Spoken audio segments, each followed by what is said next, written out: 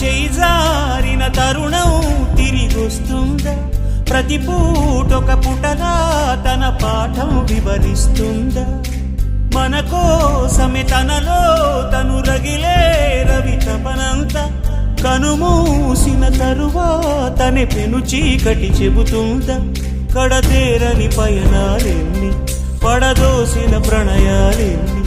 అని తిరగే ఛాయా చరిత పుటలు వెను చూడక ఉరికే కథలు